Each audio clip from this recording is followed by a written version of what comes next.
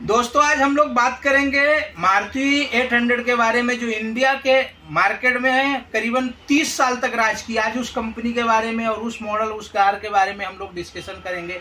दोस्तों कहते हैं कि 1970 के दशक में, दोस्तों मैं देवेंद्र द्विवेदी आज आपको बताऊंगा मारुति सुजुकी के बारे में। मारुति सुजुकी कैसे खड़ी हुई, ये कंपनी की स्थापना कब हुई, कैसे हुई। बोलते हैं दोस्तों 16 नवंबर 1970 को मारुति की पहली जो कंपनी है वो बनाई गई गवर्नमेंट के द्वारा, और उसके जो एमडी थे वो कहते हैं कि उस समय की जो प्रधानमंत्री इंदिरा गांधी थी, उनके जो छोटे बेटे थे संजय गांधी, उनको बनाया गया। संजय गांधी बोलते हैं कि पढ़ाई करने में उतने अच्छे नहीं थे, लेकिन उनको कार और इन चीज़ों के बारे में काफ़ी इंटरेस्ट था। तो लेकिन जो कहना चाहिए कि मेड इन इंडिया प्रोडक्ट बनाने के बारे में जो वो सोच रहे थे, लेकिन वो बना नहीं पाए। उसके बाद आया 1975 का समय, जिस टाइम में कहते हैं कि इमरजेंसी लगा दी गई थी। उस टाइम में संजय गांधी बहुत सारी चीज़ों में इन्वॉल्व थे, जिसके कारण उनका नाम आया। और उसके बाद जब इमरजेंसी हटी और चुनाव हुआ 1977 में, उस टाइम में जनता पार्टी की सरकार आई। ये सरकार आने के बाद मारुति जो कंपनी थी कार की, उसको बंद कर दिया गया। उसकी वापस चुनाव होता है 1980 में, और बोलते हैं कि इंदिरा गांधी को जिताने में संजय गांधी का बहुत बड़ा योगदान था। उन्होंने कांग्रेस पार्टी में जान फूंक दी थी, और उस समय बहुमत से जीतने के बाद दुर्भाग्यवश उसी साल संजय गांधी की एक प्लेन दुर्घटना में मृत्यु हो जाती है। ये सदमे से इंदिरा गांधी निकलते हुए उन्होंने सोचा कि हमारे बेटे का ड्रीम प्रोजेक्ट जो मारुति है उसको हम आगे बढ़ाएंगे, और उन्होंने 1981 में कंपनी की फिर से स्थापना की। और उन्होंने बहुत सारे कंपनियों के साथ ज्वाइंट वेंचर बनाने की कोशिश की। उसमें से शेवलेट या और भी बहुत सारी कंपनियां थी, लेकिन कोई भी कंपनी तैयार नहीं हुई। मारुति के साथ में जो जापान की कंपनी थी सुजुकी, उन्होंने एक ज्वाइंट वेंचर साइन किया, और उस समय में जो मारुति के साथ में उन्होंने एक कंपनी बनाई, उसका नाम रखा गया। कहते हैं कि 1982 में कंपनी जब शुरुआत हुई, उसके बाद इन्होंने पहला 40,000 कारें जो हैं जापान से मंगाई गई। उसके बाद जो है ये कंपनी स्थापित की गई हरियाणा गुड़गांव में।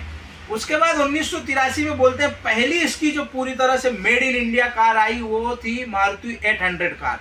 मारुति 800 कार का इतना ज्यादा क्रेज था कि गवर्नमेंट ने 6 महीना पहले ही घोषणा कर दी थी कि कार आने वाली है, और इसकी बुकिंग अमाउंट जो रहेगा वो 10,000 रहेगा। तो आप अंदाजा नहीं करेंगे, उस टाइम में 2.5 लाख बुकिंग हो गई थी। जब गाड़ी बन के तैयार हुई तो ये आया कि पहली कार किसको दी जाए। तो इसके लिए एक लकी ड्रा निकाला गया, और 14 दिसंबर 1983 को, जिस दिन संजय गांधी का जन्मदिन था, बर्थडे था, उस दिन स्वयं इंदिरा गांधी ने एक प्लेनेटोरियम में जाकर के इसके पहले कस्टमर हरपाल सिंह जी को कार की चाबी दिया। कहते हैं हरपाल सिंह जी ने वो कार कभी बेची नहीं। वो एयर इंडिया में एक ऑफिसर थे, जब तक वो इस दुनिया में थे वो कार को कभी उन्होंने बेचा नहीं। मारुति कार की क्रेज इतना ज्यादा था कि दोस्तों कंपनी बढ़ती चली गई। 1984 में इन्होंने पहली जो है इसी उसमें आधारित जिप्सी निकाला ऑफ रोड, जो कि बहुत टाइम तक इंडियन आर्मी के उसमें आई। उसके बाद इन्होंने ओमिनी निकाला, जिसमें आपने देखा होगा कि एम्बुलेंस का भी काम करती। बहुत सारे पिक्चरों में आपने देखा होगा कि किडनैपिंग का भी सीन दिखाते हैं। दोस्तों जैसे जैसे कंपनी की कारों की डिमांड बढ़ती गई, वैसे वैसे मारुति में सुजुकी कंपनी ने अपनी हिस्सेदारी जो है बढ़ा करके 40% कर दिया। तो एक बहुत बड़ा इन्वेस्ट आ गया, इससे कंपनी का प्रोडक्शन बढ़ गया, और कंपनी के पास फाइनेंशियल जो है वो प्रॉब्लम सॉल्व हो गया। इस तरह से 800 कार की बुकिंग बढ़ती चली गई, और कंपनी ने अपनी मैन्युफैक्चर क्षमता को बढ़ाती चले गए। बोलते हैं मिडिल क्लास के लिए ये कार इतनी पसंद आई कि दोस्तों ये इंडिया की सबसे ज्यादा बिकने वाली कार हो गई। तो कंपनी ने 1991 में जब बाहर के कंपनियों के लिए भारत का जो है क्षेत्र खोला गया, तो मारुति में सुजुकी ने अपनी हिस्सेदारी बढ़ा करके 50% कर ली। दोस्तों बोलते हैं इसके बाद कंपनी ने अपनी जो प्रीमियम कार रेंज है 1000 लाई, उसके बाद स्टीम लाई, लेकिन 800 कार का कभी भी जलवा कम नहीं हुआ, क्योंकि इसकी सबसे बड़ी खास चीज थी इसकी जो प्राइस थी वो काफी रिजनेबल थी। इसके अंदर फैसिलिटीज बहुत ज्यादा थी, और इसके अंदर जो मटेरियल यूज किया गया था वो पूरी तरह से 100% जो है मेटल था, जिसके कारण गाड़ी डैमेज कम होती थी, प्रॉब्लम कम आता था। और एवरेज माइलेज इसका इतना अच्छा था कि ये गाड़ी इतनी ज्यादा लोगों के बीच में प्रिय हुई कि हर सेकंड में एक कार बिकने लगी। दोस्तों बोलते हैं कि 890 के दशक में भारत में जब 10 कारें बिकती थी, उसमें से 8 कारें जो है 800 बिकती थी। उसके बाद दोस्तों कंपनी ने इसमें बीच में बहुत सारे सुधार भी किए, जिसमें कि एसी इसमें लगाया गया। उसके बाद मारुति की जो कारें हैं उसमें सबसे ज्यादा कंपनी ने क्या किया कि अपने स्पेयर पार्ट ओपन मार्केट में हर जगह इन्होंने अवेलेबल करवा दिया, जिससे कि एक आम आदमी को कार खरीदने के बाद सर्विसिंग के लिए या उसके स्पेयर पार्ट के लिए जगह जगह में भटकना ना पड़े या फिर उनके ही सर्विस सेंटर में जाना ना पड़े। ये मारुति की सफलता का सबसे बड़ा रीजन था। उसके बाद कंपनी ने बोलते हैं कि स्टीम लाया। स्टीम के बाद 1999 में जब इन्होंने वैगनार के आने के बाद जो है वैगनार ने भी एक नया रिकॉर्ड कायम किया। दोस्तों बोलते हैं 2000 में इन्होंने पहला अपना कॉल सेंटर चालू किया, जिसके कारण लोगों का भरोसा बढ़ गया। लेकिन 800 कार का जो रुतबा है वो अभी भी बरकरार रहा। कार जो है उसी तरह से बिकती गई। शुरुआत में तो बोलते हैं दोस्तों इसका जो वेटिंग पीरियड था वो 3 साल तक का था, लेकिन लोग 3 साल तक वेट करते थे। उस समय मिडिल क्लास के पास में दूसरी कारें नहीं थी, क्योंकि उस समय अपने पास में या तो पद्मिनी आती थी तो एम्बेसडर आता था, जिनकी कॉस्ट बहुत ज्यादा होती थी और एवरेज बिल्कुल कम होता था, तो आम आदमी उसको अफोर्ड नहीं कर सकता था।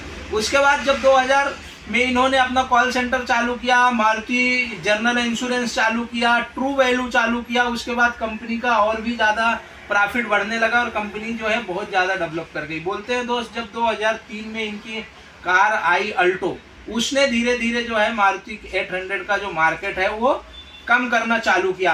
अल्टो जो है इससे आगे निकल गई और बोलते हैं फिर वहीं से शुरू हुई मारुति 800 का जो मार्केट है वो धीरे धीरे स्लो होने लगा। और 2014 में कंपनी ने पूरी तरह से घोषणा कर दी कि अब मारुति 800 कार जो है आगे नहीं बनेगी, मैन्युफैक्चर नहीं होगी, जो बनी है वही सेल होगी। इसके बाद दोस्तों जो है गवर्नमेंट ने भी अपनी हिस्सेदारी जो है कंपनी में धीरे धीरे कम करना चालू किया। 2003 में कंपनी ने अपनी जो हिस्सेदारी थी 25% ओपन मार्केट में सेल कर दी। वो बोलते हैं सुजुकी ने ही खरीद लिया। और 2007 आते आते गवर्नमेंट भारत सरकार ने अपनी पूरी हिस्सेदारी जो है मारुति की हिस्सेदारी जो है सुजुकी को बेच दी। आज वर्तमान समय में आप देखेंगे तो 56% के साथ में मारुति का पूरा जो मालिकाना हक है वो सुजुकी के पास है। बाकी 43.5% के आसपास जो है वो आपके म्यूचुअल फंड, शेयर्स, इन सारी चीजों में है। आज मारुति के साथ मारुति का जो नाम है वो चेंज करके मारुति सुजुकी हो गया है दोस्तों, और जो लोगो है वो मारुति का चेंज होकर के सुजुकी का आ गया है। आज 14 से 15 मॉडल के साथ मारुति जो है भारत में 50% से ज्यादा मार्केट शेयर है दोस्तों। इसकी सबसे ज्यादा सेल होने का मेन रीजन क्या है कि मारुति की जो लॉयल्टी है, जो इसका भरोसा है, इसके जो सर्विस कॉस्ट है वो काफी कम है। इसकी क्वालिटी इतनी अच्छी है कि आपको कार में सालों साल तक प्रॉब्लम नहीं आता। उसके अलावा दोस्तों इसमें आपको एक सबसे बड़ा बेनिफिट होता है, आप दूसरे कंपनियों को कितनी भी महंगी कार खरीद लो, लेकिन जब आप रीसेल करने जाते हैं तो उसमें आपको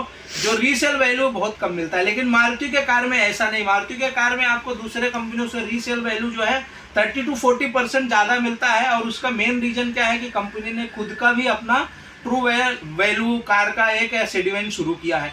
तो दोस्तों इस तरह से रही मारुति की जो जर्नी है। आगे हम लोग नेक्स्ट वीडियो में मिलेंगे। अगर वीडियो पसंद आया तो वीडियो लाइक कीजिए, शेयर कीजिए। मिलेंगे नेक्स्ट वीडियो में। जय हिंद, जय भारत, वंदे मातरम।